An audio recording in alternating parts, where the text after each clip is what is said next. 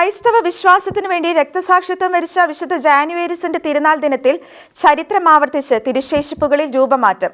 ഇറ്റലിയിലെ നേപ്പിൾസിലെ assumption of Mary കത്തീഡ്രലിൽ ആണ് ശാസ്ത്രലോകത്തെ വിസ്മയിപ്പിച്ച് വിശുദ്ധന്റെ തിരുശേഷിപ്പായ രക്തക്കട്ട രക്തമായി മാറിയത്. കർദിനാൾ ക്രെസൻസിയോ സെപ്പെ ഇക്കാര്യം സ്ഥിരീകരിച്ചു.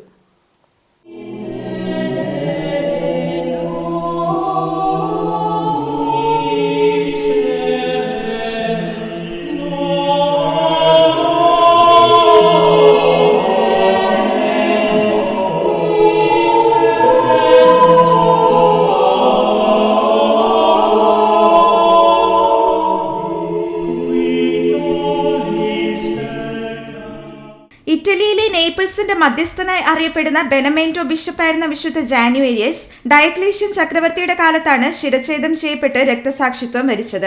യൂസേബിയ എന്ന സ്ത്രീ ശേഖരിച്ച അദ്ദേഹത്തിന്റെ രക്തവും എല്ലുകളും നേപ്പിൾസിലെ കത്തീഡ്രലിൽ സൂക്ഷിച്ചിട്ടുണ്ട്. വിശ്വാസത്തിന് വേണ്ടി ചിന്തിയ വിശുദ്ധന്റെ രക്തം വർഷങ്ങളായി അദ്ദേഹത്തിന്റെ തിരുനാൾ ദിനത്തിൽ വീണ്ടും രക്തമായി മാറുന്ന അത്ഭുത പ്രതിഭാസം ശാസ്ത്രലോകത്തിന് മുന്നിൽ ചോദ്യചിഹ്നമായിരിക്കുകയാണ്. അത്ഭുതത്തിന് സാക്ഷ്യം വഹിക്കാനായി ദേവാലയത്തിൽ തടിച്ചുകൂടിയ ആയിരക്കണക്കിന് വിശ്വാസികൾക്ക് മുൻപാകെ ദിവ്യബലി അർപ്പണത്തിനിടയിൽ രക്തക്കട്ട അലിഞ്ഞ് രക്തമായി മാറുകയായിരുന്നു. കർദിനാൾ ക്രെസൻസിയോ സെപ്പെ ഇത് സ്ഥിരീകരിക്കുകയും ചെയ്തു. തിരുനാൾ ദിനത്തിന് പുറമെ മെയ് മാസത്തിലെ ആദ്യ ഞായറിന് മുൻപുള്ള ശനിയാഴ്ചകളിലും ഡിസംബർ 16-നും ഈ അത്ഭുതം ആവർത്തിക്കാറുണ്ട്.